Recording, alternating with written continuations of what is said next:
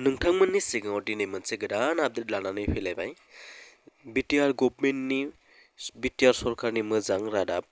जायफोरा SSC railway बेंकआव साख्रि मावनो गोसो दङ बिथांमोननि थाखाय बिटिआर गभर्नमेन्टआ फ्रि कचिं बिथांमोना प्रभाइड खालामदों बा होदों। जायफोरा ग्रेजुवेट स्टुडेन्ट बा पोस्ट ग्रेजुवेट बिथांमोननि थाखाय जोंहा एसएससि आरो रेलवे बेंकनि थाखाय कचिंनि थाखाय फ्रि कचिं होनो थाखाय अनलाइन एप्लाइ खालामनाय स्टार्ट खालामदों। बे अनलाइन एप्लाइ खालामनाय लास्ट डेटआ जादों 9 फेब्रुवारियाव बेयो लास्ट डेटआ जागोन। जायफोरा ग्रेजुवेट बा पोस्ट ग्रेजुवेट बिथांमोना जुदि गोसो दङब्ला एप्लाइ खालामनो हागोन।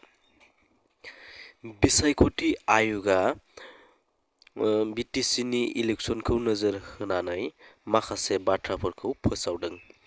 दा बिटिआरआव इलेक्सननि बारहावाया बारगासिनो मार्च एप्रिलाव जानायनि सम्भाबना दङ।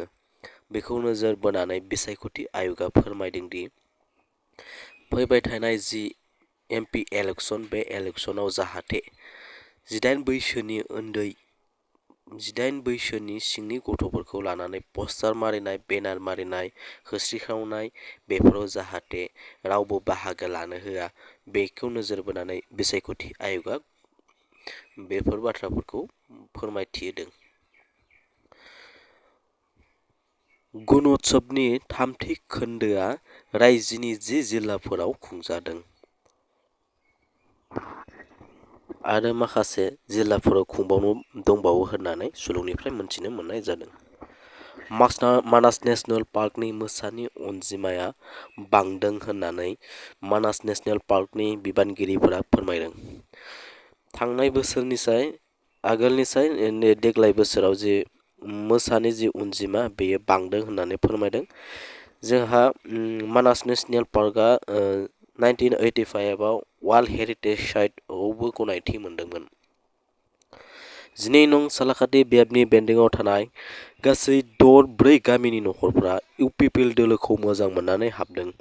मानोना बिथांमोना UPPL दोलोखौ मोजां मोननानै मावनाय दांनायखौ मोजां मोननानै UPPL आव हाबदों होननानै बिथांमोन सुलुंनिफ्राय मोनथिनो मोननाय जादों। सनितपुर जिल्ला बर' थुनलाइ आफादनि 52थि बोसोरारि जखनथाइ आरो गरामारा सान्तिपुर गुदि बर' थुनलाइ आफादनि सनाथि मायथाइखौ जथायै खुंफुंदों। आसाम आयेन आफादाव बर' रावजों मानगोनां स्पिकार बिस्वजित दैमारिया माखासे बर' रावखौ बाहायनायखौ नुनो मोनदों। बेखौ गोबां मानसिफोरा मोजां मोननाय आरो गाहाम हामलायनायखौ बावहरनायखौ जों मोनथिनो मोनदों बा नुनो मोनदों। सा सानजा लाइभ कनक्लेभ 2024 नि बेखेवजानाय जथुम्मायाव बिटिआरनि चिफ प्रमद बर'जों लोगोसे नागालेन्डनि मन्त्रि टेमजेन इमना-आला बाहागो लादों। आसाम रायजो सरकारा होनांगौ दाहारफोरखौ 2025 मायथाइसिमाव सुख'नाय जागोन होननानै आसामनि मन्त्रि अजन्ता नेउगआ फोरमायदों। बे बोसोरनि गिबि अखाफोर मन'नाया फैगौ 25 मार्चआव एबा समबाराव जागोन होननानै मोनथिनो मोननाय जादों।